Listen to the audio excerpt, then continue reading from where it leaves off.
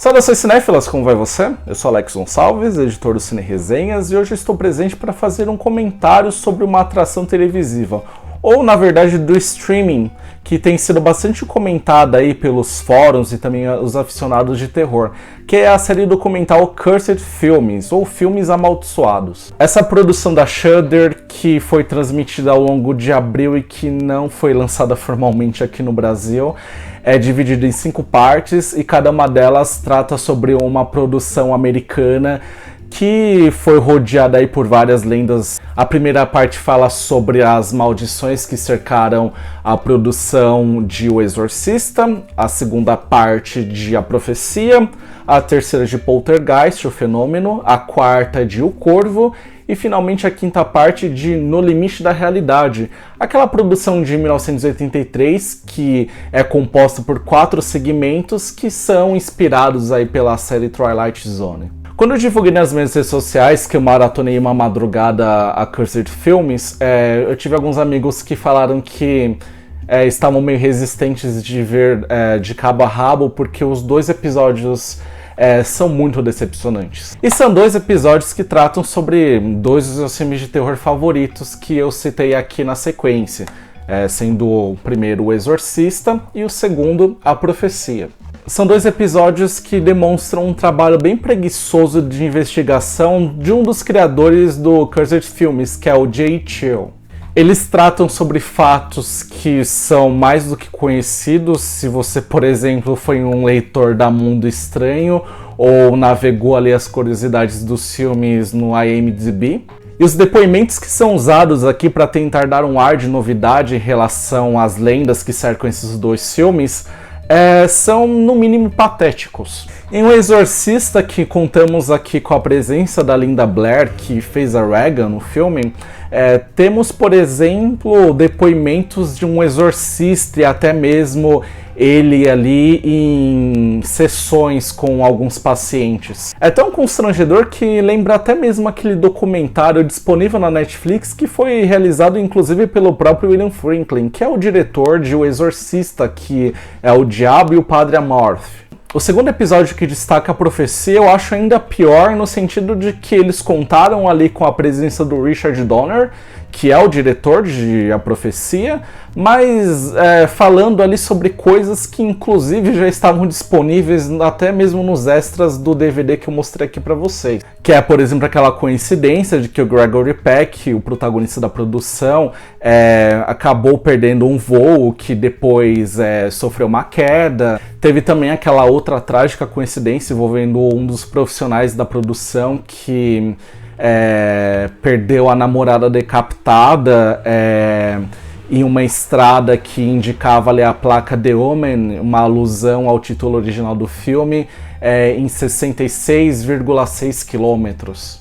Para quem não lembra, tem um personagem em A Profecia que é um fotógrafo que ele também é decapitado a partir de uma placa de vidro. Enfim, essas e outras tragédias que já sabemos que aconteceu ali aos arredores da feitura de A Profecia. Além de ser mais do mesmo episódio, volta a coletar ali depoimentos e situações bem constrangedoras, tendo convocado aqui até mesmo o satanista para falar em relação à presença do demônio sobre a Terra. A boa notícia é que se você resistiu a esses 2 episódios, eu asseguro que os 3 adiante são muito bons. O episódio de Poltergeist revela a coincidência, que também já conhecemos, sobre a morte de vários envolvidos ali no elenco, que foram morrendo depois do lançamento do filme. Temos o caso, por exemplo, da Dominique Dunne, que não pôde retornar para o segundo filme porque ela foi estrangulada pelo próprio namorado. E temos também o caso da Heather O'Rourke, que é a garotinha, né, que infelizmente morreu ali por várias complicações de saúde quando ela estava finalizando as filmagens de Poltergeist 3. O bacana aqui foi trazer, por exemplo, a presença do Greg Sherman, que é o diretor de Poltergeist 3. E além dele tratar muito sobre a relação que ele teve com a Heather, conta aqui que tanto ele quanto o restante da equipe estavam muito desgostosos em fazer, por exemplo, um novo final para Poltergeist 3, porque eles ainda estavam muito afetados pela perda da Heather.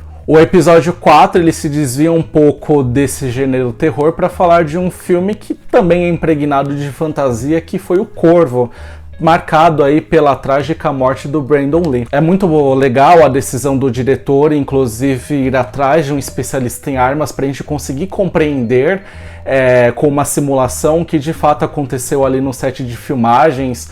E é muito comovente o depoimento do Lance Anderson, que foi o maquiador que trabalhou ali diretamente com Brandon Lee. Ele relata como toda a equipe se comportou quando percebeu que alguma coisa deu ali errado na cena envolvendo um disparo contra o Brandon Lee.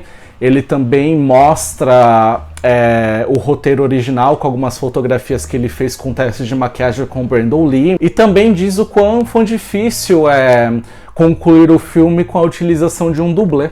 E para finalizar, nós revivemos o que aconteceu no Limite da Realidade, especificamente naquele segmento dirigido pelo John Landis, que foi marcado pela morte acidental do Vic Morrow e de 2 crianças que foram contratadas como figurantes em uma cena filmada de madrugada. O Lloyd Kaufman, que é um produtor super conhecido da Troma, que entregou aquela pérola que é o Vingador Tóxico, fala sobre as regras que ele estabelece ali no set, priorizando a segurança do seu time. Aparece aqui até mesmo o Kenny Hooder, que é aquele dublê que se notabilizou por encarnar várias vezes o Jason na franquia Sexta-feira 13. Eu admito que não assisti até hoje no Limite da Realidade, mas até eu tenho conhecimento da tragédia que aconteceu ali durante as filmagens e que foi uma sequência de erros cometidos ali pelos produtores. A tragédia em questão se deu ali nas filmagens de uma cena noturna e um set enorme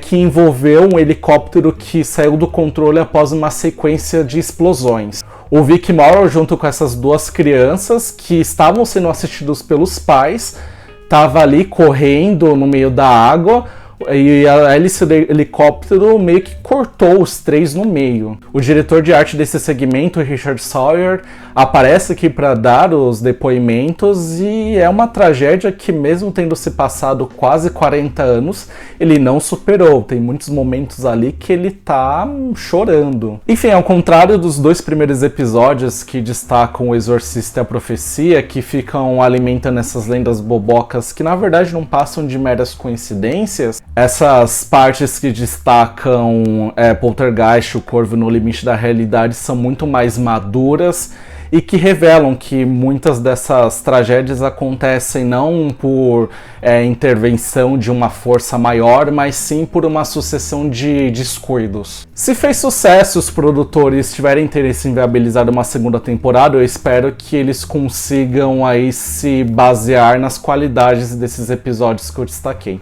Sem dizer também que temos um sem número de produções aí que foram, digamos, amaldiçoadas e que seriam muito bacanas de também serem tratadas nessa série. Bom, me conte nos comentários, inclusive as produções que vocês acreditam que serão bem bacanas de serem tratadas aqui numa segunda temporada. Se você gostou do conteúdo, eu peço para você deixar o seu like, se inscrever no canal, ativar o sininho para futuras notificações e também fique atento às redes sociais do Cine Resenhas, que estão presentes nos links na descrição desse vídeo. Muito obrigado por ter assistido até aqui e até a próxima.